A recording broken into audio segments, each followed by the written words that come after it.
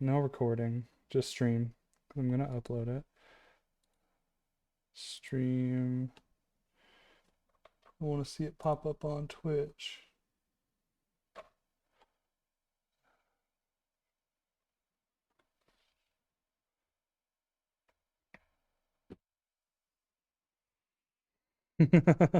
All right. Welcome to the live podcast, live stream, reading with your mouth, Mouthbreathers Guild live, MBG live. I don't know how we're doing this. I'm terrible with the name. Guys, welcome. We're excited to talk about Alex de Campi and Erica Henderson's Parasocial. Do a quick solicit. A fading genre TV actor collides with an obsessed fan at a convention in the middle of the pandemic. Over the course of the insane, horrific night that follows, the actor will have to put on the greatest performance of his life to simply survive until dawn. Unless, of course, he's the real monster. From the creators of critically acclaimed bestseller Dracula Motherfucker comes a bloody, no-holds-barred psychosexual thriller about the people you pretend to know. We'll dig into this in just a second. Excited to talk about it. First, gotta do some plugs, some exciting business going on. Hey, did you know that we make comic books, and that's why we talk about comic books? So on the stream with me, I've got Ben Hill Art. He's the man above me on cam. And he is the sick and super talented and handsome artist behind Time Police, which launched successfully on Kickstarter for its first 3 volumes. Ben, tell the people about what's going on with Time Police.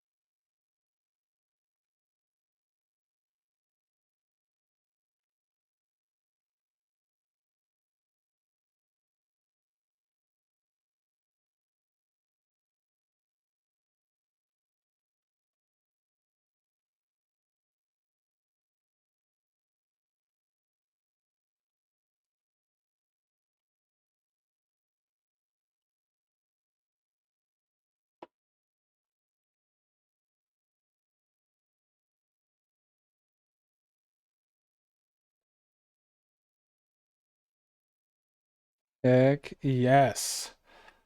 Very excited for Free Comic Book Day at Acme Comics in Greensboro this Saturday, May 4th. Be there or be square. Heroes Con is what, June 14th, 15th, 16th, something like that? Yeah. Charlotte Convention Center, Charlotte, North Carolina. Come see all the homies at Heroes Con. And of course, my other guest with me is, as always, Manuel Tavares, the man he draws. Oh, he's the man. Um, he and I have a series of comic books called Renowned. They are high fantasy, sci-fi books about monster hunters, bounty collectors. They go around, they kill big monsters, and it is a rip-roaring good time. There's a little bit of fun, a little bit of suspense, a little bit of action, some scary monsters, some robots, dwarves, elves, guns, lasers, quips. It's all in here, man. You got to check it out. Betrayal, family, Sacrifice, revenge. There's so many things going on. And these books are a lot of fun. You can also see me. I will be hawking these books at Free Comic Book Day at Acme Comics May 4th, downtown Greensboro. I will also be hawking these books with Manny at Heroes Con, and I will be hanging out with Ben and James and all of the North Carolina crew. Very excited. And then finally we have Manny's fantastic book, which will also be at all of the aforementioned locations. The Legend of Carl is all fucking watercolor, beautiful, Deep Rock Galactic fan comic that is so sick, so much fun. Carl, he's just a man who needs to light his cigar, you know what I mean? And usually I have Manny drawing concurrently on the Twitch, but because Manny is poo-poo head who didn't read the book this week, he is going to be on his own stream. Feel free to watch his stream concurrently or watch it now, and then you can catch the recording of this. I don't mind, but I would rather you hang out with us here right now on Twitch. KiwiSpicy_MBG. It's where we do most of our Mouthbreathers Guild talks, discussions, art stuff. Remember to join the Discord if you're interested as well. We don't plug that at all. It's just a bunch of nerds, a bunch of mouthbreathers talking about comics, movies, video games, varying pun wars and battles. We have some fun in there. We just geek out, talk shop. We hang out in there a lot too. So if you want to just get real-time connects with us, you can just probably catch us in there. Follow all the folks on socials. That's Mouthbreathers Guild LLC on Instagram, KV Spicy on Instagram, the Manny Draws on Instagram, Ben_Hill_art on Instagram, the_Time Police. Is that the yes. I had to say them enough times. All right.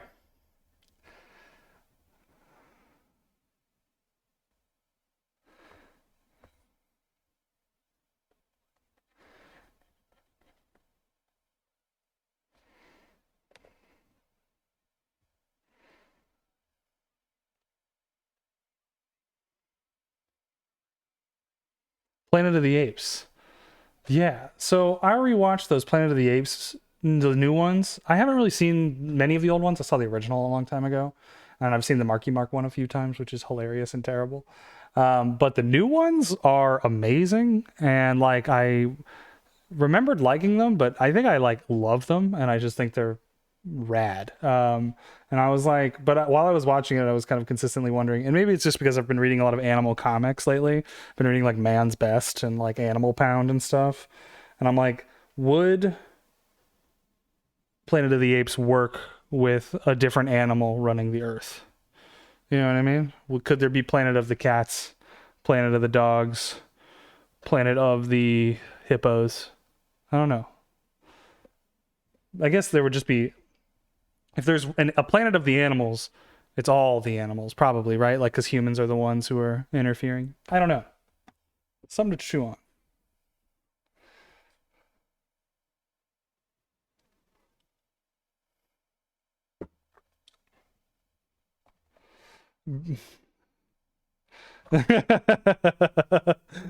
Like that, like, are a bipedal and like, like speak English. They just like sit down for dinner and eat a whole chicken. You know what I mean? There's like a roast. There's just like one gulp. Yeah. Yeah. Brock said Planet of the Peregrine Falcons. I do they make noises that aren't just like that intense squawking, squeal, piercing noise, you know? That's just the whole thing. Planet of the Giraffes. Everything is just really high up. You know what I mean?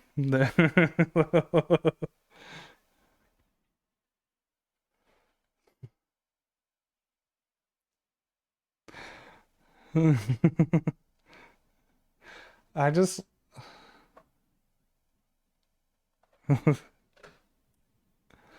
I just like am a big fan of like my favorite animal based jokes are like in BoJack Horseman.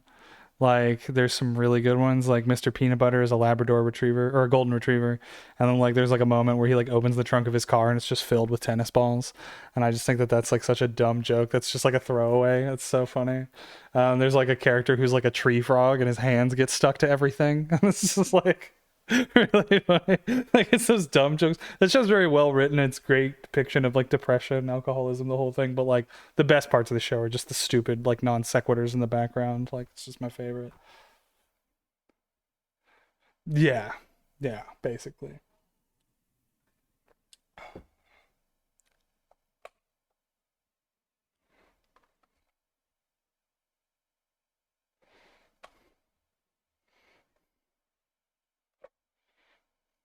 Yeah, down boy. Anyway, if you want to continue this discourse with us, please join the Discord and talk to us in that channel where this has been going on. Okay, let's talk parasocial. So, Ben, I want to hear your thoughts first. What did you take away from this book? You didn't read the book.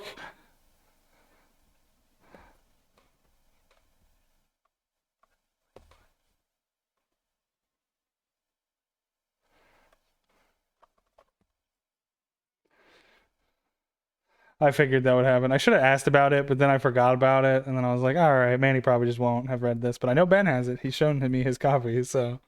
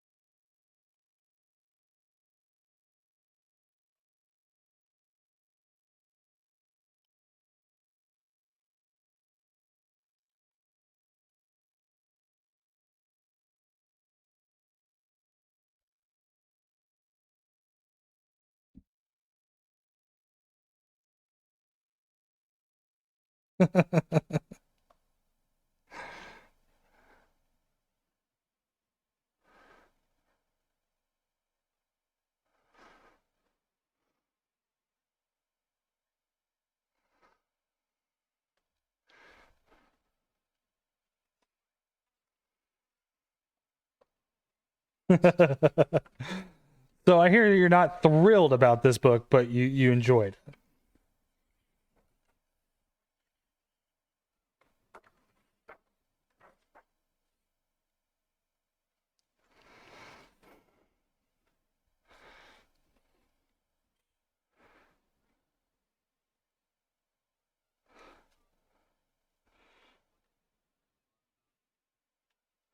Yeah. Well, I mean, like the basis for the recommendation itself was that I had just read it.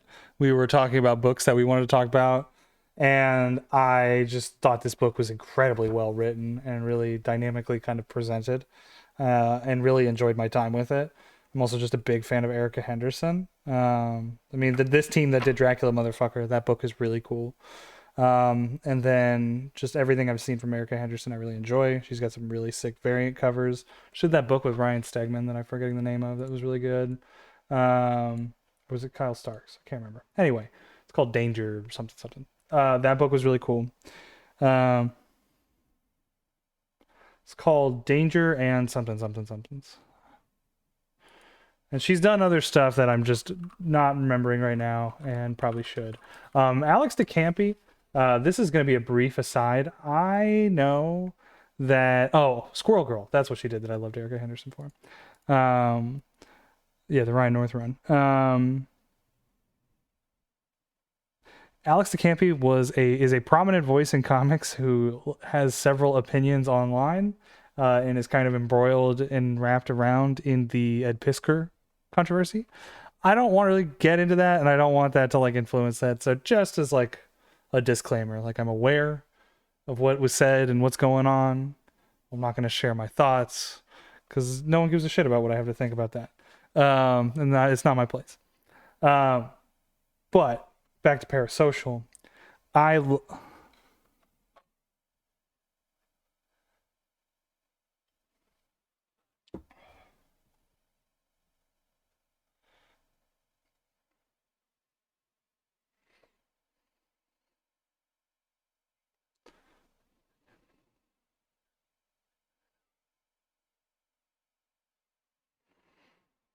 Yeah, that's a good call out. Yeah, reach out.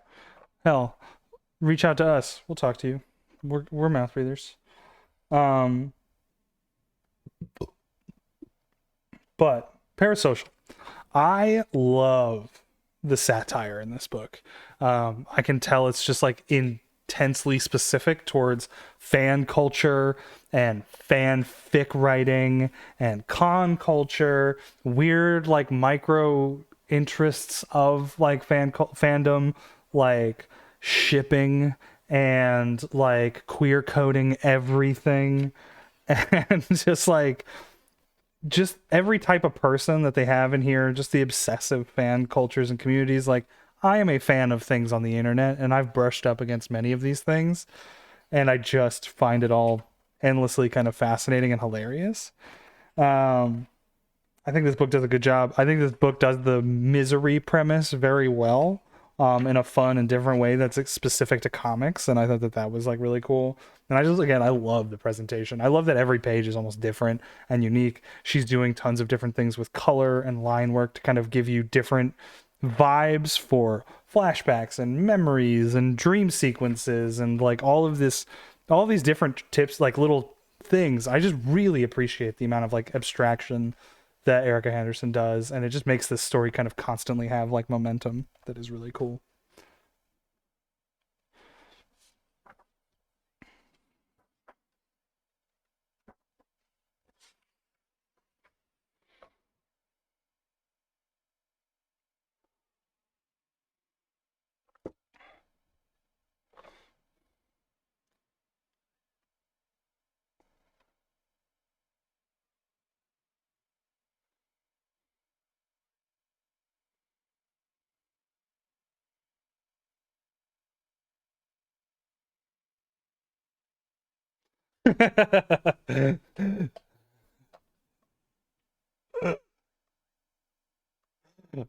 Oh, that's funny.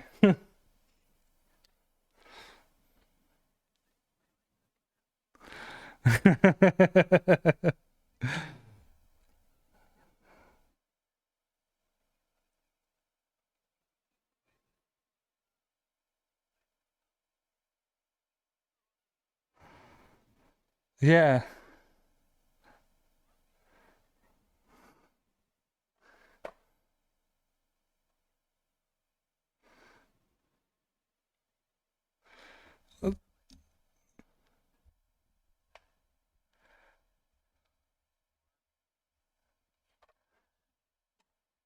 Oh no.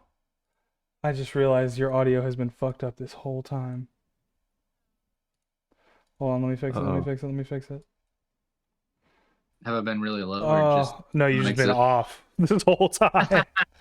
oh Fuck. no. Hey, good. Some of my hot takes then can just be lost to Oh man, damn into it. Brock was fine with it. I think Brock heard my question about, you know, or maybe he just heard you repeat the Brock, you're a question. terrible viewer, man. Why didn't you tell us Ben's audio was off, man? This is your fault, Brock. Brock, it's not your fault. I'll make it better. I'll give you free stickers or something. I'll make it better. You can probably pull I'll the make audio from Manny's stream if he's been streaming at all.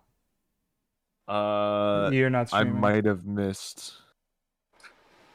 We're I'm just not. going to okay. I We're might have gonna missed all the audio. I might yeah. not be We're gonna submitting walk this back just a touch, just because the audio I'm is streaming. missing. Oh, you're streaming? I am, but I may have missed the beginning of you guys. So Okay. Well, let's just keep acting like the audio was here the whole time. everything is fine. No problem. This is a live stream, not a podcast, so Right. there's no editing. Where do you But want to start? I really enjoy your commentary about not having a likable or redeeming character. Yeah. Because it just made it click in my mind why I enjoy so many of the things that I do. Is because I love books where nobody's redeeming. I also love like pure more like moral paragon tales. Like I am a huge Superman fan. I am a huge Spider-Man fan. Like if I'm playing Red Dead or Mass Effect or Baldur's Gate or whatever, like I'm choosing the moral paragon path every time. But there's something I love about despicable, horrible, flawed people in a movie, TV show, comic book narrative of any kind book. Like that's why I think like It's Always Sunny is probably one of my favorite shows of all time because all five of those characters are just awful, awful, awful, backwards, terrible people, and it's hilarious to watch them get their comeuppance like every episode. And that's why I probably like Brubaker books and like Tom King and like noir stories and crime and all that stuff, like and westerns, the ones that aren't like the John Wayne kind, but the Clint Eastwood kind where everyone dies. You know what I mean? Like Yeah. Yeah. Well, I mean, even in like some of the Clint Eastwood ones, the horrible people get their comeuppance and he wanders off like a ghost. But I want to stick with kind of my feeling, my overall impression, and I hope this isn't me being diminutive or diminishing to the book um, on just what it is, but it does feel like a CW show. It's like the CW retells misery through this lens of a con of a geek convention, because you get so much of this like very uh, over the top. The main actor Luke Indiana is just this great actor and has this resurgence in his career, and so he's going to this convention where everybody loves him. But you see some of his interactions with other people that he's been in roles with in the past, and I love the little cutaways that they do just to show how much of an absolute horrible person he is. Where he's telling the person, the actor, to their face, like, "I don't know why you got fired. I have no idea why they let you go from that show." And then the cutaway is like, "They're ruining everything. You have to get rid of them." Like they have to go. And then that there's a great example of that when uh Luke is talking to, I guess, the show writer or whatever for the show, and gets um this other character, Katie, kicked off the show. And then you get the social media posts. It's like, oh my god, why'd they get rid of of that character? That she was great. And it's like, oh, that's the writer. He's a real misogynistic piece of crap or whatever. Um, and it's just one of those things where if you're if you're looking for just the most despicable person in like the C list or B list actors, like this is your guy. Yeah. And I think that's very much what they were going for. Like I know they mentioned like sci-fi original kind of shows as being like an inspiration for the type of character he is. I think CW is very apt. Like Vampire Diaries or something like that. Like I get like that kind of vibe, Supernatural, stuff like that. Yeah, and he's a complete dickhead across the way. I love just on the first page too. The like the glossy highlights that they like smudge in on his face to be like that wonky like filter. I think that's really Yeah. funny, and I love that it's Lily, like the girl, the crazy girl in the story. This cameo's for her. Um, One thing that's really interesting that we haven't mentioned yet is that this book has a playlist. It has a soundtrack that's mentioned Yeah. throughout the book, which I thought was a really cool touch. It is a Spotify playlist that you can just like scan the QR code in the back and get. This playlist is pretty solid. There's some good tunes on there, man. Um, but yeah, he gets to the con and he's so clearly so miserable and everything sucks when he runs into that woman. And then you immediately get the fandom chirping. I also love the like little nods and homages. Like there's a Harley Quinn and a Deadpool like here, Yeah. and like there's tons of like anime and weeb references throughout. I love the sequence of the fans coming to talk to him, where you have this like hyper intellectual like queer kid talking about all of the like gayness of the show. You have a little girl who's like frozen and terrified.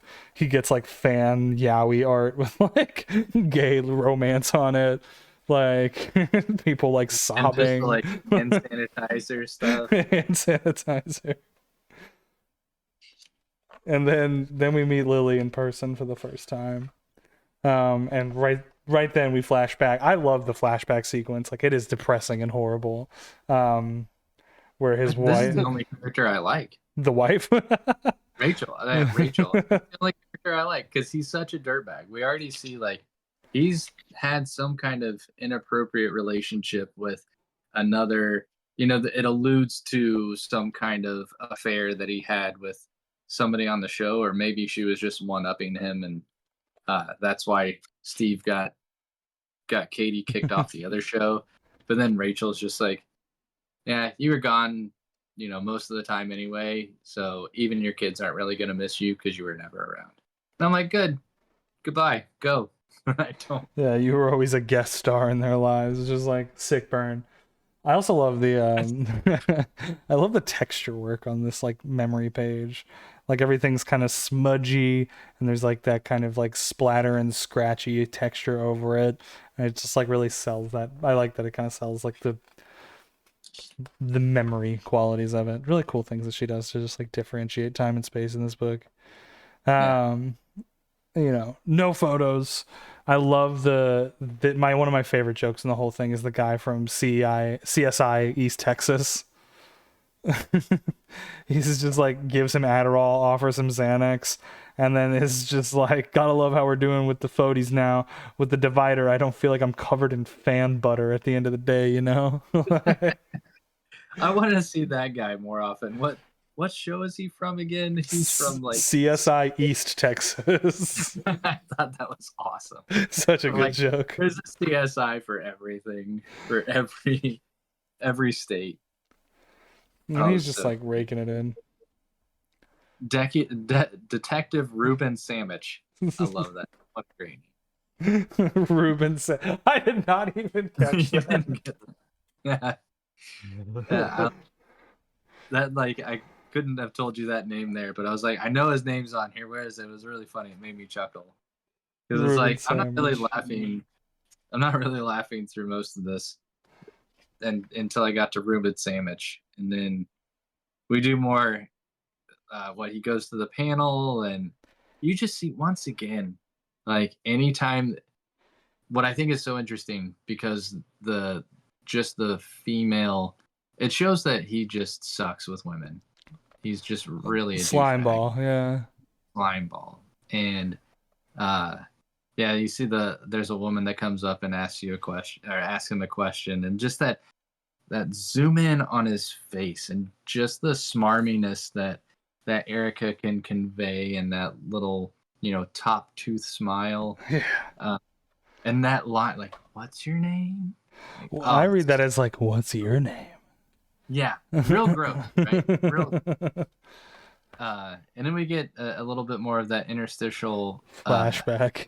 flashback. Yeah. I love the call out with like freebie. So they're naming things that are of the time itself, which I think is fun too, because it does allow you to connect with like what's going on and familiar streaming apps and things like that. The talk of like podcasts and all this fun stuff. So that's pretty cool. Yeah, I think this is a book that generally has a lot of its strength and its specificity of what it's pulling from. Like, I think if it didn't go for these marks, like, it probably wouldn't be as successful or, interesting. Like, because it goes to those, like, immediately weird places with fandom that are very specific that somebody has really experienced. Um, like, I don't think it would have worked. You'd probably just gloss right over it. I love this is just a great way to convey the passage of time with all these pictures. This is really cool. Yeah, but And now that you gave me that line reading, the rest of his lines to answer that one lady's question at the con, like, man, that just makes me, that creeps me out even more. Sorry. yeah. But I agree with you. I like the photo op with the passage of time. And again, setting that this happened during COVID. So each time someone goes and gets their photo op, there's someone in the background wiping down the screen. And I love the fact that it's overlaid the cleaning of the screen to show like there's a photo. Then someone's got to clean it real quick before the next person. And then they got to clean it again. And it just shows how flipping obnoxious that time was to like go and interact with anyone, especially if the person was special. Because there's so many people that you see the people cleaning everything are all wearing masks. So it's just weird. Yeah, no. Again, the delicious specificity. We got some good onomatopoeias on the page too. I love the little cutaway lines that are kind of peppered in the background of all these. Like, your photo will be ready in an hour. You can pick it up from booth, but your eyes were closed. We need to take it again. It's like just really just making it this awful experience for him. And then a girl talks about his leaked divorce papers on Tumblr. Like, perfect. Oh, so good. Well, and you pointed out the onomatopoeia. That was something that I really appreciated with this, and I think we talked about. It's not really a ding on Luther Strode because Luther Strode is just a phenomenal book, but knowing all the work that goes into the sound effects, and it's the little things that you just kind of catch as you're like, oh wow, I love that detail. The click within each picture, and then we get to this long text message conversation out in the parking garage before Luke leaves the convention that evening. And even as he's like checking his email and he makes the reference to like, oh, my battery on my phone's almost dead. Like he's sending a text message or something, and there's even that whoosh, like sending that text message off. Little things like that I think are fantastic. And then we get to kind of the big first climax of the book, and there's so much there that I thought was so cool. I'm like, wow, she did a fantastic job just conveying action and the chaos and everything that goes on when something like that happens. And you talked about the color earlier. As he's leaving the parking lot, everything looks so grimy and muted, which whenever you're pulling into a parking lot itself during the daytime, it's not like it's gorgeous, but just something looks always so dingy about a parking garage at nighttime. You never look at a parking garage at nighttime and go like, that's a place I want to hang out. It's like, that's a place I want to get the hell out of as quickly as possible. So I kind of love that aspect of it. And then my question, because there are song cues in this, as he's checking his phone, there is a "This Year" by the Mountain Goats. Is that another song cue? It is. I'm glad you brought that song up because it is the best needle drop in this whole book. That song is like one of the best like drive by yourself and have an existential crisis songs I've ever heard. The Mountain Goats are a band from Durham, North Carolina. No, really? Yeah, John Darnielle, like local legend. Very talented songwriter. Kind of like acoustic punk music. Oh, thank you. But Manny loves that. Manny loves Mountain Goats. Yeah. Yep. I've seen him live like way too many times just because he's like always around. You know what I mean? But yeah, we can have a group listening party to that song at some point. Or Ben, if you're having a particular day, you're driving to work or something, you're like, man, I hate my job, and then put that song on, you're gonna feel I'll it. just play that when I get up in the morning. You'll feel it, dude. It's a really good one. Very good. But yeah, and then in the middle of the night, I love the shot of the headlights. That's just like one of my favorite panels. I love those weird scratchy pen marks. Give me that. And I can't tell you, I love just that scene because, well, before I got my glasses, like I've always hated driving at night. It is by far my least favorite thing to do in the entire world is drive at night with all the headlights, because it doesn't seem to matter. You either have people that don't have headlights on, which is really strange in North Carolina. I find a lot more people drive without their headlights on at night than do. And then people that drive with their headlights on have their freaking brights on. It's like, dude, you're pulling up behind like another passenger vehicle. Why are your brights on? Because now you're just blinding me.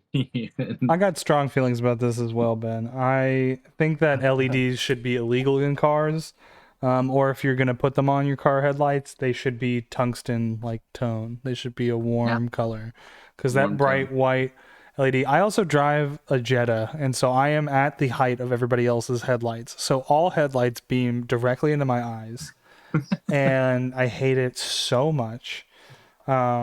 And if I'm like, but this is the thing, driving at night, I love it because when there's no one else on the road, I'm on like a country highway and I can just drive. That's my absolute favorite thing in the world.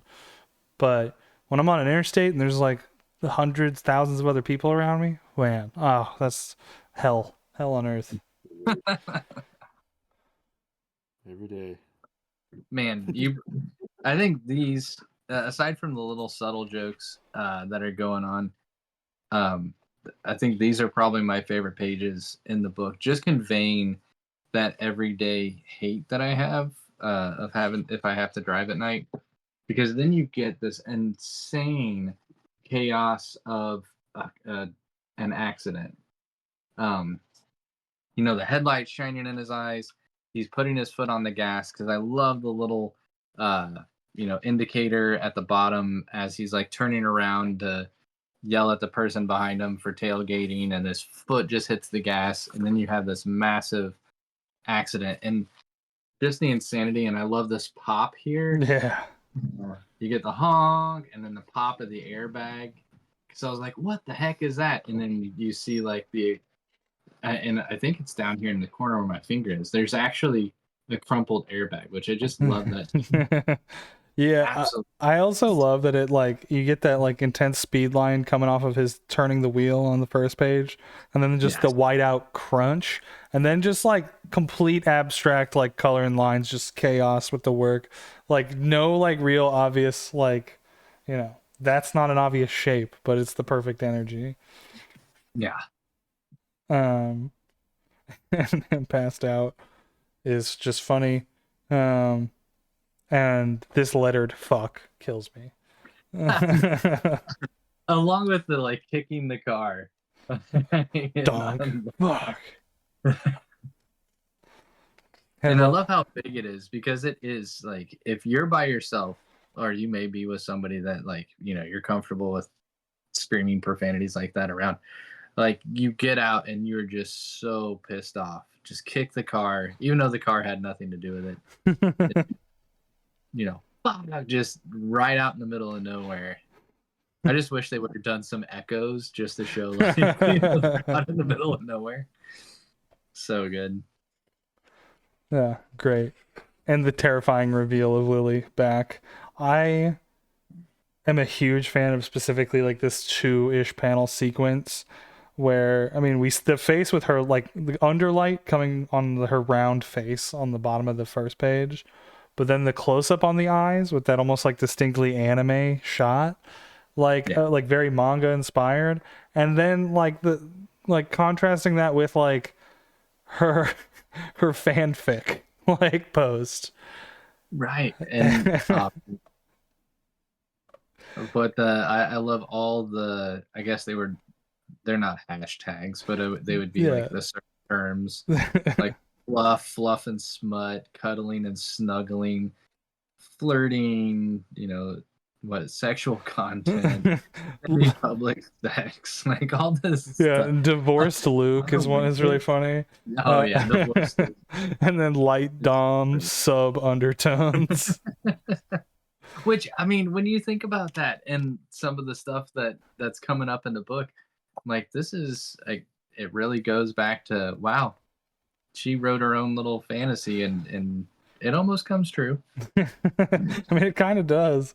Yeah, I love that. Rogue Nebula, RPF, role-playing fiction. I just Thank you. That was going to be my question. I saw RPF. What the heck does that mean? So it could also be fetish, but it's definitely RP is role-playing. I have accidentally stumbled into the Reddit worlds of role-playing far too many times. And it is just a corner of the internet I'll never understand, particularly with the erotic stuff.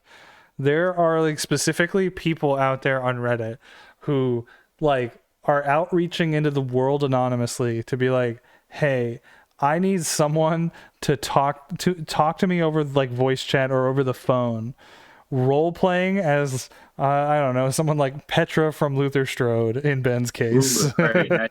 And like they'll role play and I'll jerk off, like is like the relationship. They're like, I really need somebody to like RP as the chick from Stranger Things, and then like I'll jerk off and it'll be great. And like RP, it's so crazy. Like, I don't know. All right, so now we know Kev's. Manny, who's calling you? Who's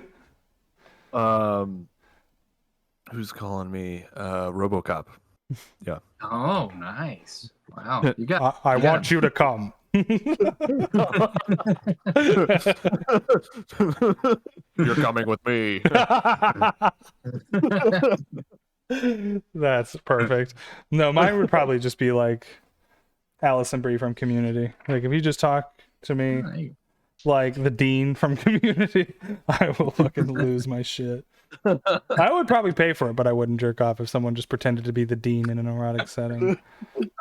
That's really funny. Maybe I should get into that line of work. I do like silly voices. There you go. If people will pay me for it, I'll do it.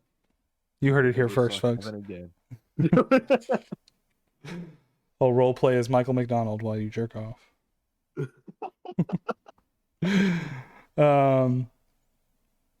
But anyway, that's enough of me. Let's talk about Lily, because she gets that iPhone cord, and I love that, like, you kind of already get this dirty feeling, like, this is not good. I don't like this at all. There's like the stalking texts that precede this, but you're just like, uh-oh. And as soon as she offers that Gatorade, man, I'm like, oh God, that's the thing. That's going to do it. You never take a drink from somebody. Nope. I absolutely love, again, just showing his smarminess. When she gives him that iPhone cable and he plugs it back in, he's like, I'll give it back tomorrow. Just come by the booth during the photo ops. And then he turns around like after all the smile and everything, and then his mouth just goes there. It's like, yeah, you can have a free one, whatever. Yeah, my He's such a dick. One of my favorite exchanges too is where is it? When she asks for his phone number, and he's like, "How about I get your phone number and then give it to my assistant to like reach out to you?" And I like love how shithead that is. freaking jerk. It's like also just give her if you're a celebrity in this instance and you're afraid of getting miseried in a Texas on a Texas highway, just give them your number and then block it. That's all you have to do. Yeah. And if you're really worried, get a new phone. Your safety is more important than your phone number. And I'll say that as I am smarter than every horror movie protagonist. Idiots. Well, and I think I don't know if Alex put this in the script or if Eric had just added this touch, but to your point, as they're sitting there drinking the Gatorade that that she hands Luke in the background. So it's got like the two of them against the car drinking, and he looks off to the side across the roadway, and you see like a coyote or a wolf, some kind of predator. And then, he takes the drink, and that's when crap goes sideways. I like that you brought that up because I was actually listening to an interview with Erica Henderson, and like she likes to advocate for and fight for those little moments. That was like something she specifically said, where she's like, in these sequences, like there's always a little thing, and I think we'll get into more of those once we're in like the full-on kidnapping and murder sequences. Like the little touches she adds are great. I think a great example of that is all the wiping in the like picture sequences. Like you don't have to add that detail, but it just makes everything flow together so well. It just contextualizes and adds a lot of flavor, little taste. Who did all the text in this? Was it Erica that? I believe Erica Henderson does everything on this book. I could not find credits. Because I thought this was such a great touch when he drinks the Gatorade and everything starts kicking in. Like the text gets really wispy. Yeah. And I just love that little addition to what's going on, along with her lines and everything get real elongated, and everything just feels like it's swaying back and forth. Now, it's only for, 2 pages, but I thought that was such a cool detail that she added to all this. And that closing shot of like this figure looming over him as his eyes start to close in the back of his head, and then just to black. Yeah, Manny, look at these 2 pages if you're not watching the stream, because these things are sweet, man. Like this blur of red and like her wobbly motion and like the way that his color kind of bleeds all over, like the line work to just add that like drunkenness, and then you get those lines and those textures. I remember seeing those pages. I think it was like in a preview or something. I saw it somewhere, but yeah, it was so good. This fucking looming shadow taking over these 2 panels, being both her standing over him and her face here very like subtly. I don't know if those lines come through. And then like his face. That is fucking awesome. That is so cool. Really well done. Big Is she doing all this traditionally? Or... I believe so. Damn, son. She does like certain, like I don't know what she has a digital aspect to her work, but I don't remember what she said. Yeah. She talks about it in her off-panel interview, and that's very good. The fade to black is a great touch. Oh my god. What yeah, that's great. What's he looking at? Is he looking at the setup for the next panel? And just her kitchen? Yeah, him tied up with the iPhone cord is my interpretation on that. I don't know if that's true, but it looks like it, and I like that. That's my headcanon. I mean, that's pretty good, right? That's what got him into this, is he needed can I have the iPhone cable? And her in this like Hot Topic mall goth like ill-fitting corset is like so funny. Um, I wore this to Dragon Con in 2019, and you said I looked beautiful. Remember? Like, so good. Yeah. That shot, that undershot is great. I love that. Yeah. So That's what I fantastic. think is interesting, and I didn't realize that until we were flipping through this, I don't know that there in in this book there any traditional what we would call like two-page splash, right? Yeah. Normally There's two-page. the kiss one. Well, the kiss is even, dude. I love the fact that she like goes full manga style for the kiss. We'll get to. But even that's Yeah. cut into panels, so it's Awesome. not like full. Uh, Full action that's shown. So when you get things like the car accident, when you get this introduction to like him tied up in the kitchen, she stretches those panels to allow it to breathe, but then tie into the sequence that goes on immediately following that. And I think that's such an interesting touch. Um, Mm. that it it allows once again for space for what's going on, for those oh shit moments, whether it's applying Yeah. tension or applying some breath to it. And as it goes from Luke tied up to this pan across what's going on, and I love it. It's panning across the kitchen, and as you would in the CW, you're panning across the kitchen, and it tight ends on Lily, like you said. I love your description of like a hot topic mall get up because I can only imagine Lily is mid 20 something or late 20 something and just obsessed. And it's like, not not saying that she's not an attractive woman. I think she's got some mental health issues. Um, but it's one of those things where it's like I think you could look, better if you just, got something that fit your body. But I It's a think big it's so aspect fun of it. that it shows Erica's attention to detail because that bustier she has, if you look at her chest, like even she is showing that like the bustier is way too.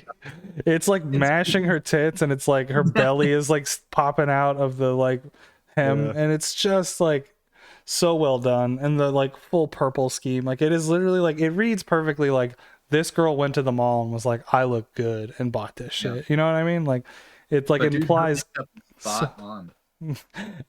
I really like what you were saying too about just kind of the geography of the room. Like normally in comics you don't always need an establishing shot, but like Right, all these little details that are going to work their way into the script is really great, and giving you that sense of space is crucial for kind of understanding like it both makes this feel cramped but like a whole world at the same time that you're like kind of now stepping into.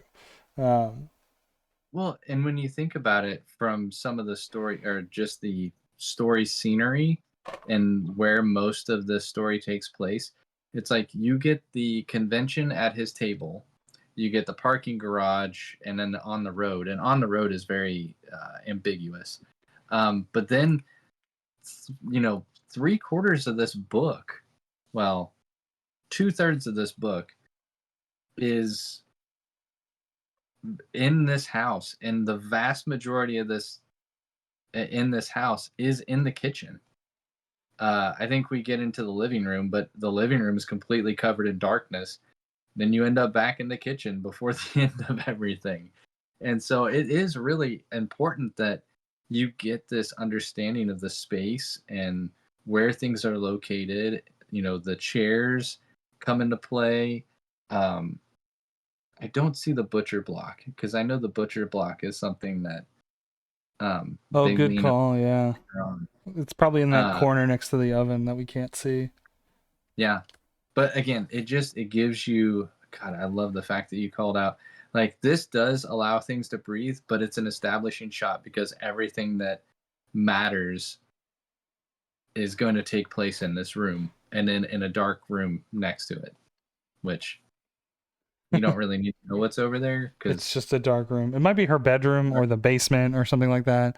It gives off I thought it was basement like a vibe. living room, right? Yeah. Living room that's not lit up because grandma's room is back here. So, But again, going back into the text, I love this. Like, what? Again, don't have to do a word bubble with what. It's just Yeah. The half tone in the fuck is really good. I don't know if my camera will pick it up, but it's really nice. Hilarious. And the fact that he goes dosing me with ketamine and kidnapping me, and she's like, how'd you know it was ketamine?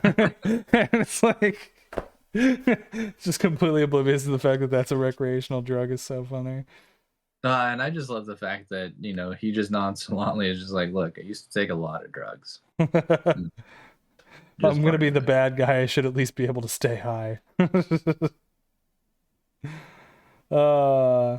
And I love that from the get-go he's just like, look, you don't want to go to jail, like you don't want the smoke, like it's gonna be fine. And like you're immediately kind of like, oh yeah, he might have a point, like she's crazy, does she really want to do this? Like, she could probably be talked out of it and charmed over, but we've all seen Misery, so we know what happens after this. The shrine is so good on the next page. Oh, the shrine's so good. I love, again, is it even like, yeah, in the establishing shot, there's mail on the table. And so that's where he's got a 50-50 chance of guessing her name. It's either Nadine or it's Lillian. And he guesses wrong. It's been a really hard time for me, Nadine. Dude, and I love, again, not a ton of action, but look how much how much Erica puts into this to just really show there's some mental instability here. But again, working with those letters, the colors, everything. I love the lettering inside of her mouth when she's like correcting him. Yeah. Lily. I think Lily goes through some high highs and some low lows pretty quickly. And I like kind of kept catching this one on this other page with the red eyes and this like explaining the perspective. Like you see the red square showing the knives, and then the close up, and then the close up shape rectangle like matches over his eyes. Like that way your that's just a really cool way to go about something like that. Yeah. He's like, I see she's getting close to those knives. Dude, can I tell you, I wish there was more of the grandma in here. I miss the grandma character. She's fun. Love that she comes out. I thought it was a grandpa at first until it's just like, Nana. I'm like, oh, gotcha. But dude, did you catch us a burglar? And she's got this big old metal baseball. I'm like, Nana don't play around. No. And like the genuine terror in her eyes, like she doesn't want to kill this guy, at least not yet. And you need your diaper changed. What disease does this Nana have that she's constantly high on ketamine? Dude, I don't know, but the good stuff. Is her grandma actually a horse? Do we ever think about that? Well, and did you notice the little detail? I don't know why they put this in here, but when she's leading the grandma back to the room, apparently, all old people are religious because there's a crucifix that's hanging on the wall just inside the bedroom. I'm like, wow. It's such an interesting detail. I wonder why that is. And just a sweet old lady. And back to the geography of the room, like sense of place, time, looking at doors, seeing where everything's at. And this is when he has his change of heart. He's like, I'm not going to get out of here alive. It's time for me to turn on the charm. And he almost gets her too. I am single now, and you are really sexy. Look, I'm terrible with names. I have been my whole life, but I saw those pictures of us together. I remembered. And then it cuts back to her fanfic, which is just so perfectly poorly written. I can't believe how specific they nailed this. Then it talks about You don't know how exhausting those conventions are, Luke said, his winter blue eyes shimmering with remembered pain.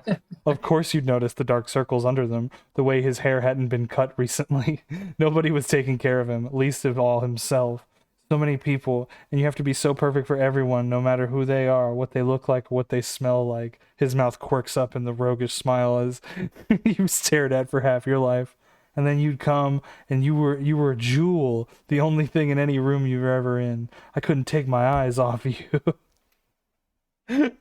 He looks down, bashful, as blush colors his high cheekbones. And suddenly my job was the easiest one in the whole world because of you. Shows in the photos, Lily. The way I was looking at you. I didn't look at anyone else that way. So ridiculous. Not only is she a geek and a fan, she's a terrible writer.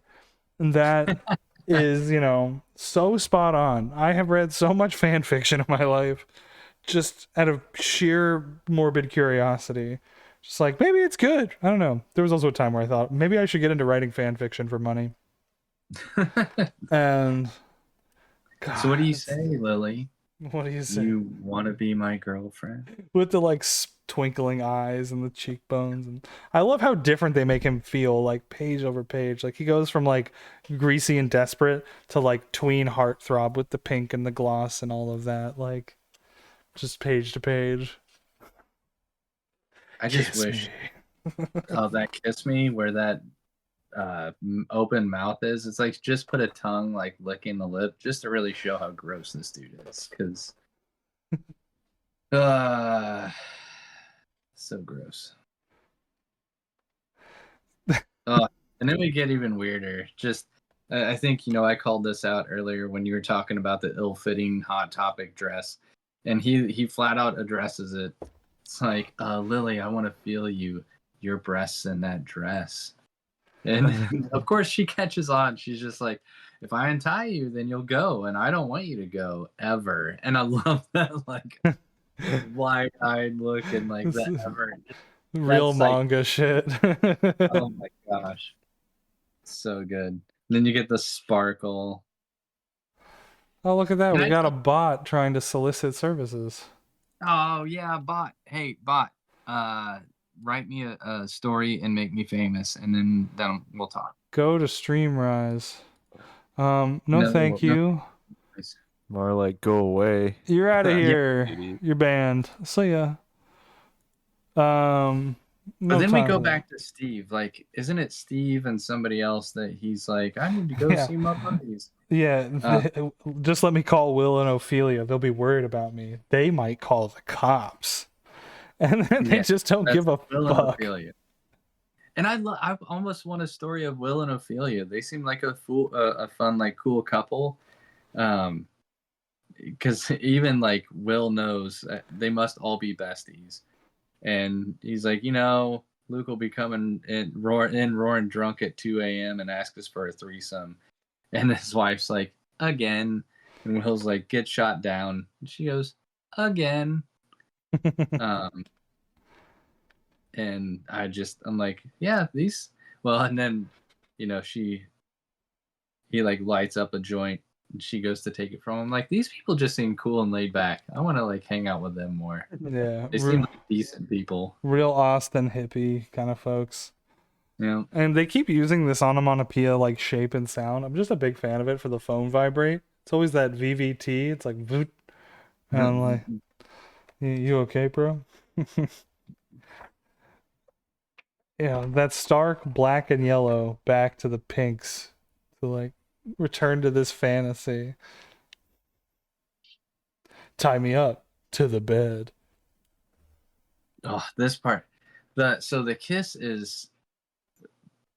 I think this is so funny. The straight out manga, like setting everything up, showing just the fangirl. Why is it that like fangirls are just like, oh, I love the manga style, then crashing in with that hard reality. Oh God. Yeah, he punches her in the fucking face. Sir. He's I'm like, just- at this point, this is where I'm like, I'm surprised they went that far. Showing against women. It's like, yes, she's drugged you. Yes, she's brought you to your house, but she hasn't gone that far yet, right? She's not hit you with anything. She's not done anything other than, some drugs that you've done before in the past yourself, admittedly. And oh my God. I cannot tell you how excited I was to see like him get that knife in the back. And I was more sad that the rest of this book wasn't about hiding the body. But again, leaning on those red tones, and I love the fact that all this still has, realistic flesh tones and everything up until when the knife is stuck in the back, and then everything goes red. I thought that was such a cool touch. Yeah, the thump kabump Pain. is like just such a great onomatopoeia for the stab. I don't know. So good. So good. Oh, dude, when he pulls that mirror down with the crash, she really got to play around with a lot of just fun onomatopoeia in this. I think there's really a lot of use of space and getting to play with just some of the letting things breathe, letting the action take place. And again, it's not like we're telling a superhero story. This is, like you said, a modern day Misery. Um, that just that knife pointing up. And this is what I love too. Just for artists out there, like you don't have to draw a line showing that like the knife is sunk into clothing. Just make it look like this abnormal extension of the body, and it's like that knife is now one with Luke. Like that for a while. I love that. So good. And I love also another moment we talked about with this story, like the little moments. He's just staring at himself in the broken mirror, like with a look that conveys, "I'm gonna die tonight." Like Yeah, he's like realizing what's gonna happen. dude. Uh, I wish. yeah. Oh fuck. Oh fuck. Fuck. Fuck. It hurts so much. You And said you were a nurse. I'm a pediatric, not a med surge. Don't pull it out. You might bleed to death. Are you on fucking WebMD right now? No. No. And this is the callback to CSI East Texas. I Oh, Yeah. love this. with CSI Ruben East. Sandwich. Yeah.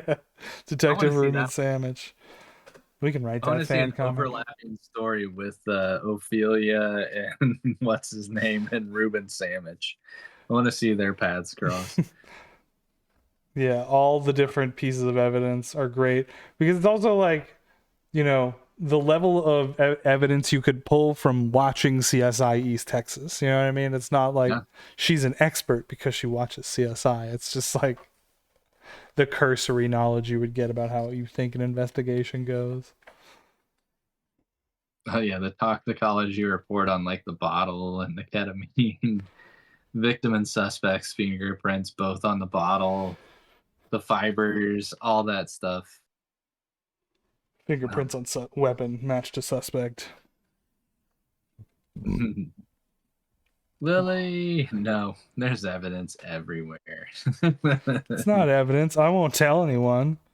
Yeah, I thought you loved me. Great. The use of mouths. She does some good mouth close-ups throughout this book. We Yes, mentioned a she does. couple. This is another really good one.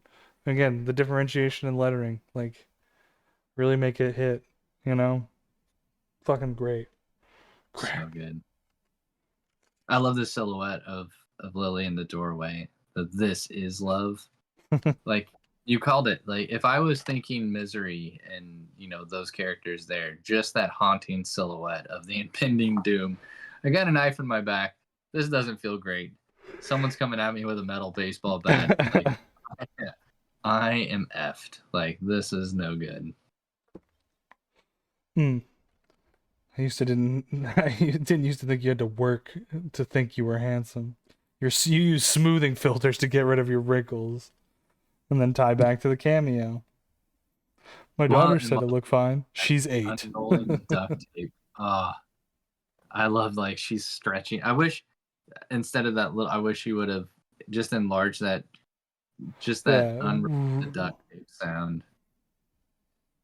But again, as she's rolling it around his wrist, that again, just little sublime touches that I just think, I'm not saying that there's some artists that can definitely get away with it. Trad is a primary exception, but I think it adds so much to I love visual it. story.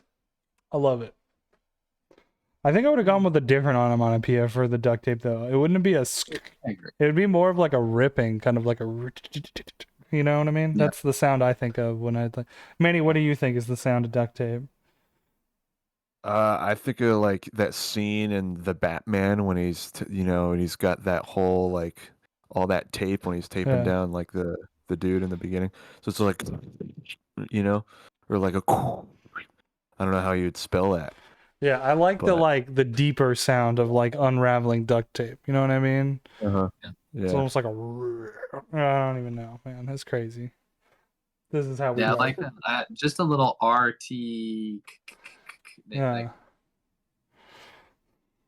when Hell I yeah. think when I think that's like the tearing the tape, right? Yeah. Yeah. Or like, I'm thinking about like masking rolling it tape. out. Yeah. Yeah. And like it makes duct tape is so uncomfortably loud. I feel like doing that big emphatic, sound would be a lot of fun. Especially like I'm almost thinking of a panel where you do it in a circular shape around the roll of tape as they like do it, and like have like the onomatopoeia follow like around the wheel and then over as you're ripping it off. You know what I mean? That'd be Uh-huh. cool.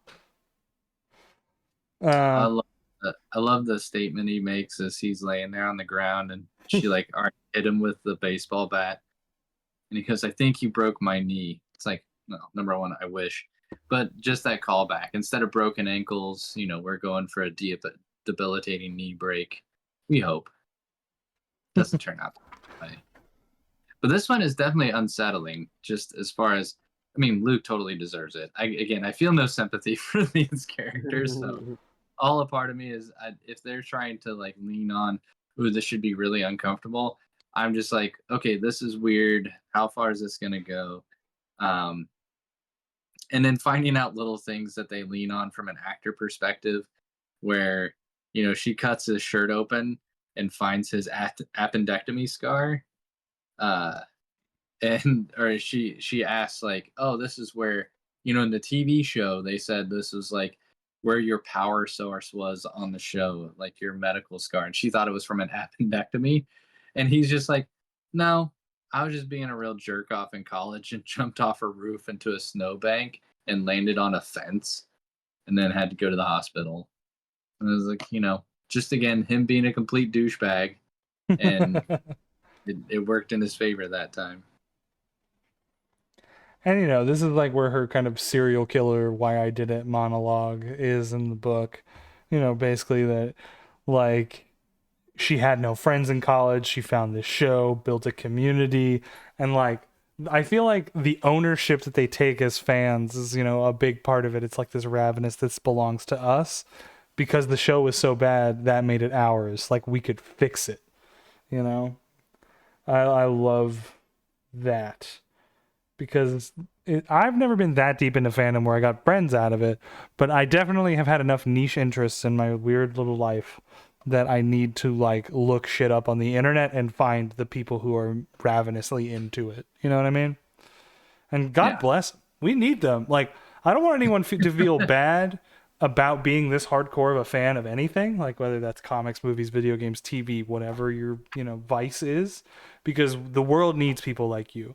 You know what I mean? If I need a comprehensive watch order of a specific series or universe of like films and TV shows, like I'm gonna find you guys and you're going to tell me the watch order because you're going to be like, you're going to watch season 1 and then half of season 2. Then you're going to watch the first movie. Then you're going to watch the next 3 episodes. Then you're going to go online and find this docu-series about the making of those 3 episodes because there's behind the scenes footage that contextualize the last 3 episodes of the season. Then you're going to finish the season and then you're going to play the tie-in video game. But remember to stop halfway through that video game and make sure you watch the movie that came out the same summer, the second movie, because then you'll fully understand the ending of the game and then that contextualizes all of season 3.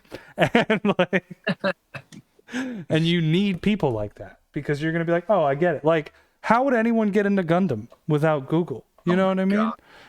There's 10 million episodes of that and like 400 different Warhammer. series. Warhammer? One Piece. One Piece. Oh my gosh. God bless anybody that's out there that watches all the Naruto and all the extra BS content that's created that's not even main storyline. I mean, got to be somebody out there that watches it. like the fact that fan wikis exist is one of the most amazing things to me. There are people who just simply care about running an encyclopedic database of content for your IP or video game, book, movie series, whatever it is. Like whole like Wikipedia knows more about Star Wars than George Lucas does. Can I get into this real quick? Sorry. Now we can go on this huge, crazy tangent rabbit hole, but I'll try to do my best to be brief. But there was such a big emphasis on like all the new stuff that's going on with X-Men, and all the teams that they're building up, and everybody's talking about Juggernaut's this huge new powerhouse. I'm like, wait a minute. When did he become such a big deal? And I literally like looked up an X-Men wiki that like talked through all of Juggernaut's bouncing back and forth. And Juggernaut, honestly, any X-Men character has such ties to professional wrestling. It's like if you watch professional wrestling long enough, your character will go from being a good guy to being a bad guy to being a good guy again, back to being a bad guy again, and then eventually they'll bring it back to being a good guy again. And it really just depends on when they get bored, when they run out of ideas, all this stuff. And it's so funny to see because, and thankfully, comic books have had such a prolonged lifeline that they can continue to revitalize these characters, or I guess they would call it revitalizing. I would call it sometime tanking the character. Looking at you, Dan Slott. And to me, I'm just like, I thank goodness there's somebody out there that's documenting all this, because there comes a certain point where I'm just like, I can't take any more of this character. They have turned something that I enjoyed into a slog, and I get tired of the slog. So thank goodness someone out there is paying attention so I can catch up and get back to where I can enjoy the character again and miss all the crap that happened in between. I guarantee so hard that I'm willing to put money on it that Jim Lee probably consults DC fan wikis to understand the DC continuity when they're like approving scripts. You have to. They're like, wait, did we already do that with Aquaman? Like, you know what I mean? Like, It's like, yeah, you drew it, nerd. yeah. It's like, yeah, dude, we did that I've literally a drawn- year ago. You're like, what? Like, you know what I mean? Like, I've drawn so many pages, so many characters, so many covers. I don't even know any. there's Manny, definitely if people. only we had the luck, man. If only. One of these days we can be like, oh yeah, I guess that did happen. I guess that did happen. We'll have that for sure with Renowned. Yes. But God, I hate Luke Indiana. I want him to die. I want him to die. He leans on the whole, like, don't leave my kids without a father. And it's like, if I meant that much to you, you'd take me to the hospital, you drop me off. I won't tell anybody. No, I'm a smarmy douchebag. Of course I won't tell the cops that you did it and give them your address and have them take me back to where you are. I would never do that. I just wish they would lean on that, because he is such a piece of crap. But there's so much of the will she, won't she, especially with the scissors, because those scissors that she used to like cut his clothing off and everything, she picks up and is looking at. I do like this detail, because it does show how someone's passion for something can just quickly, well, not even quickly, but just over time, turn into this almost entitlement. Of like, this started long before I drugged you and kidnapped you and did all this stuff. Like, I have spent thousands of dollars. This is Lily saying this. Spent thousands buying crumbs of your attention, and I thought you cared. And all that money that she spent to Luke was just a paycheck. It was just a means of getting by. yeah, I love that exchange. It's what I do for a living. I pretend to be your friend, just like I pretend to be a robot assassin or any other role. And in return, you pretend I'm a better person than I am. Good times. Everybody wins. I mean, these like, yellow and blue and black pages are like what this book is actually all about. The parasocial relationships between artists and their fans, and the horrific ways that this manifests. Because despite all the nice things we said about you, it's a little unhealthy. You have to admit that it's a little unhealthy to maintain page articles of Wikipedia on your own time. Okay? I'm not saying that it's wrong for you to do so morally,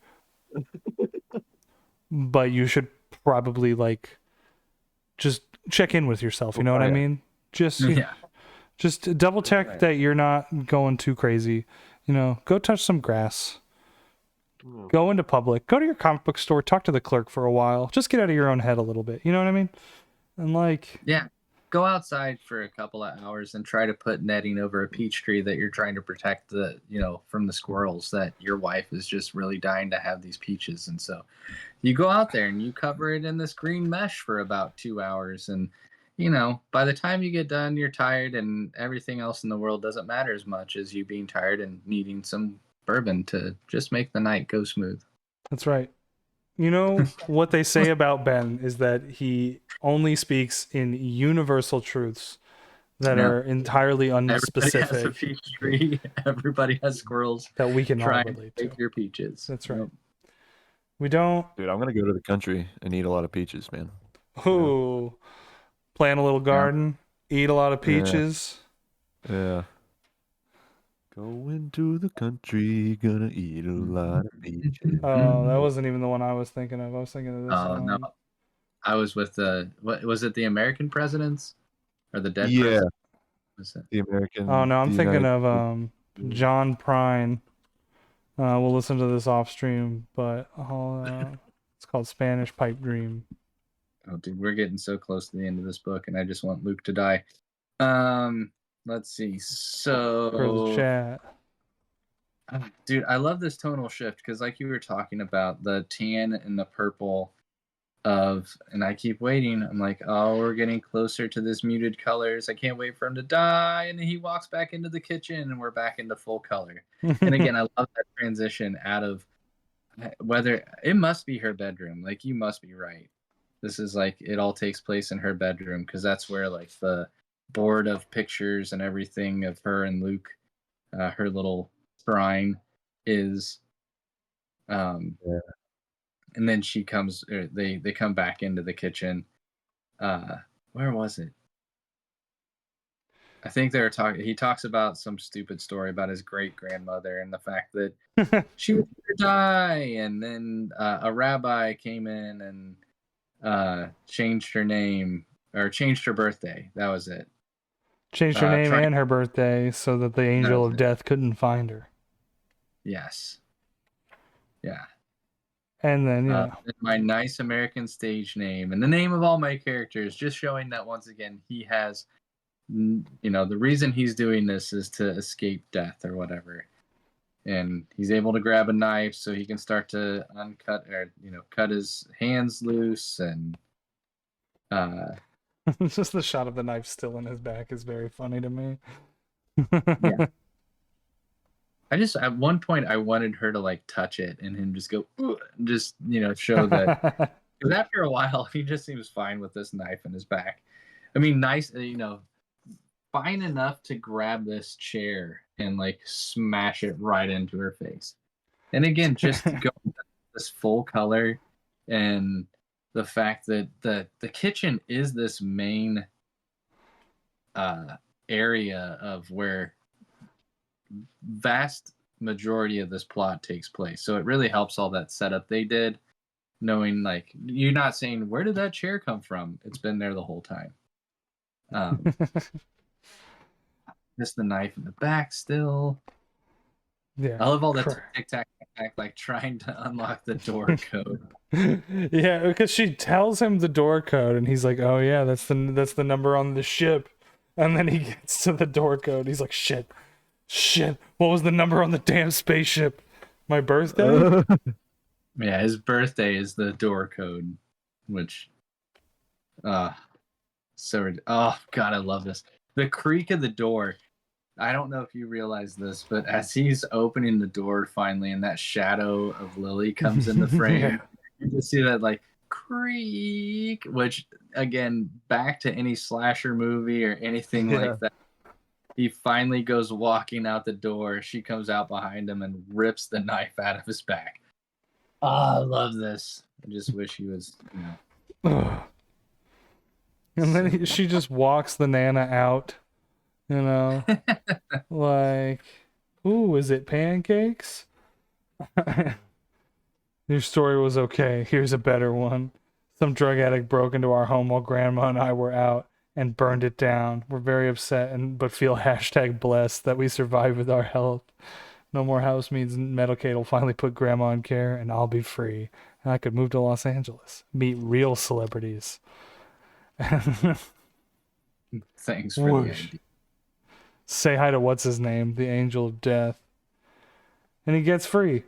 He looks at his reflection in his knife. Like, again, what a great little detail. The vanity of this fucker. Pulls a knife out of his back and then looks at his own reflection. Like, just a piece of shit. He's like, how do I look? Oh, fucking terrible. And then he cauterizes the wound. Oh, I thought that was pretty cool. Well, I still wanted him to die. I mean, you see the knife sitting in the flames, and then that's what he uses to save himself. Yeah. And everything burns away. Crick crack, crick crack. This does get me to like my favorite part of the entire book. I've liked a lot of this stuff, but I don't know whether it's just the loss of blood, all the drugs. He comes up to this freaking house with a bloody knife covered in blood, and this non-English speaking couple open the door, and the guy has a gun drawn on him, which I'm like, why wouldn't you? You got this psychopath that's like in his underwear and a torn up t-shirt with a bloody knife in his hand. In the middle of the fucking desert, so there's no one around. So good. And he's like, oh yeah, knife. And then the little girl, and the more his vision fades, I love the obscuring and the laziness and the line work. I do too, but I love God. He's like about to pass out, or just lack of blood loss or whatever. So I kind of think that as almost the angel of death. There's some kind of crazy supernatural being. Ketamine, DMT demon. Who are you, mister? You look familiar.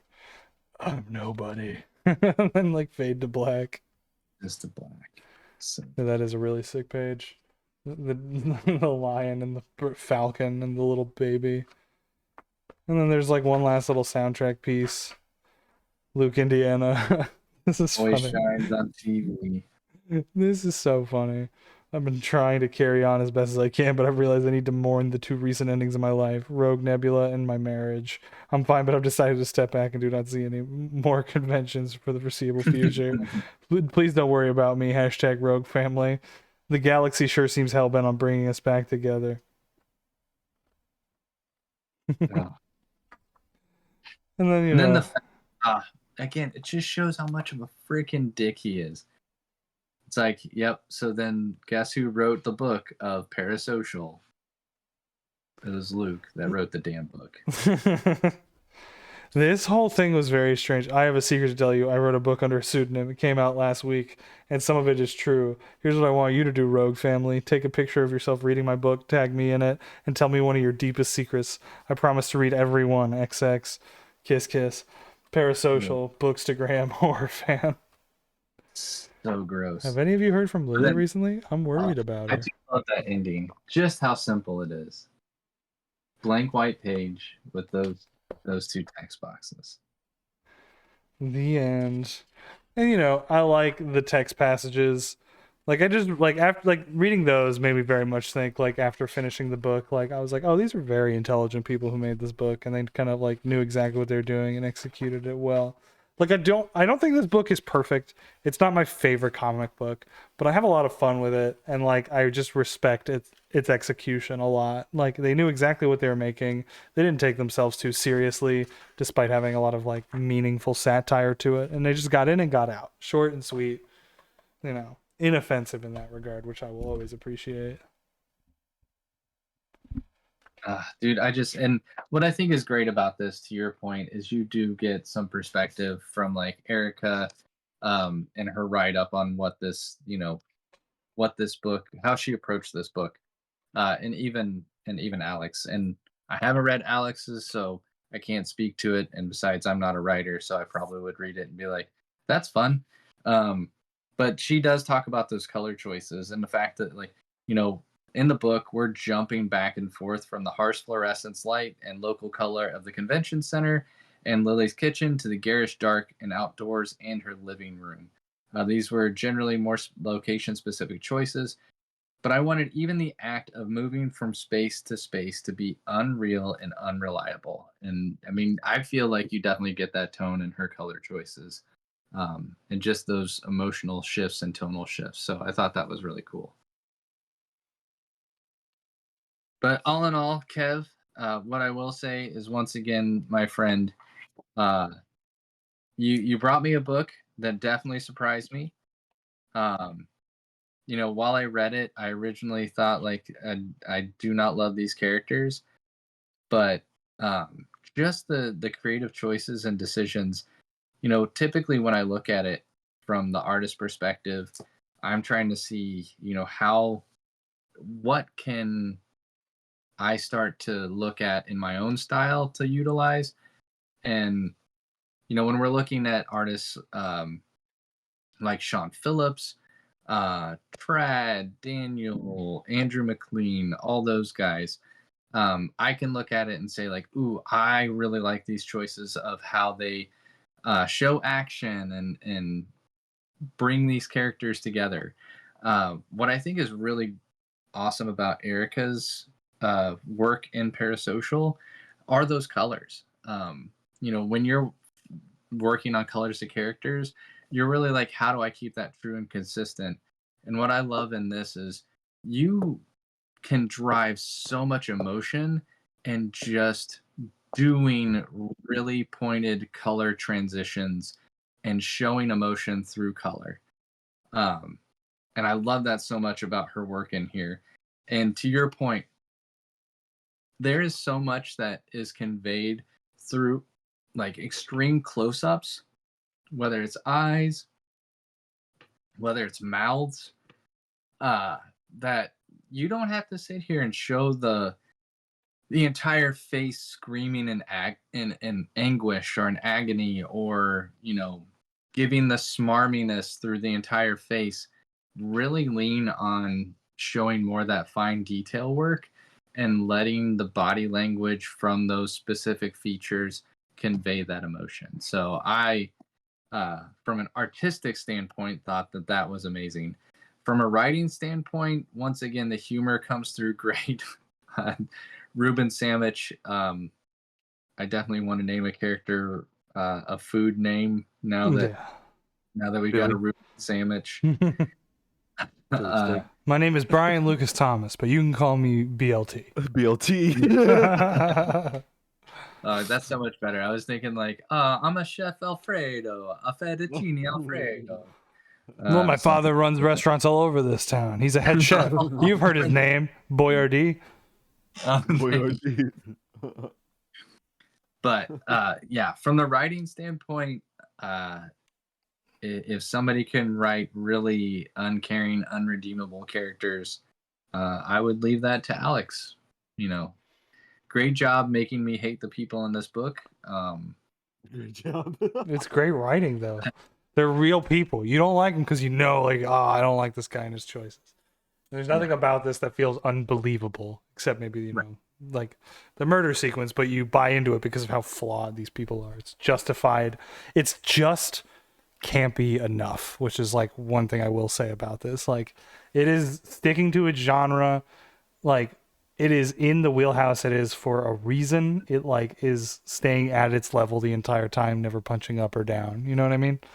Which I do like about this. It's just smart. You can tell this book was just really made by smart people who knew what they were doing. And I like comic books where that's the case. Just a fantastic social commentary, right? Don't fall victim to letting this happen to you, as far as like letting your appreciation or your love for someone that's within that sphere of influence just dominate your entire life, because it's just not healthy. It's not. Speaking of, I'm gonna go pray to my Petra shrine, so it's all good. It's all good. Well, you know, it's in the Bible, right? Like, beware of idolatry and like, don't pray Well, to any gods that are not God. You know what I mean? And that's not because I believe in God as the Almighty, but that's just good advice. You know what I mean? Don't make any man and not like an idol on that level. Right. To your point, don't make any man or woman an idol. But what I'm really fortunate is Petra is not real.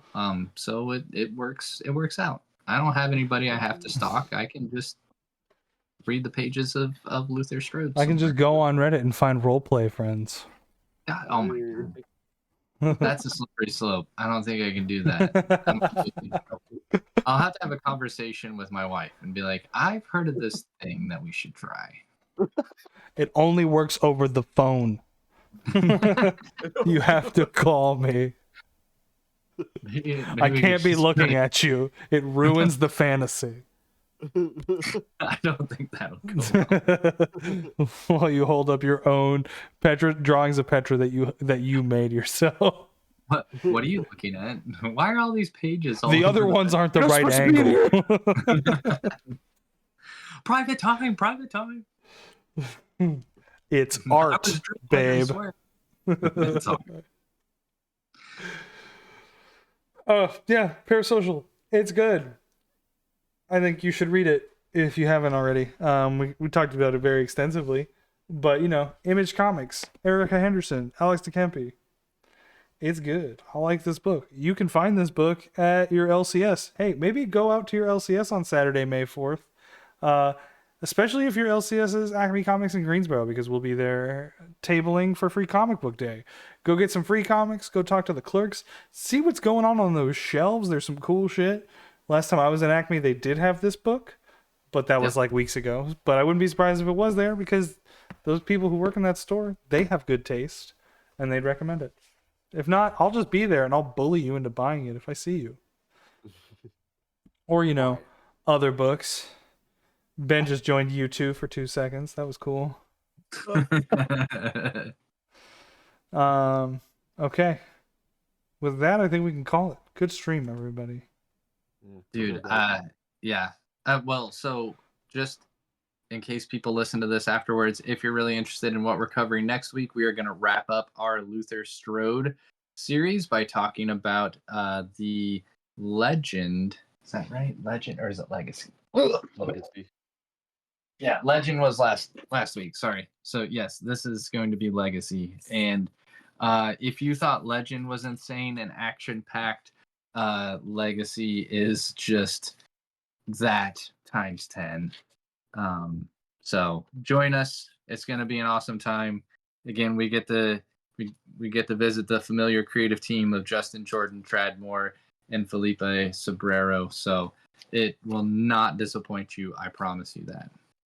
No, we're excited. All right, everybody.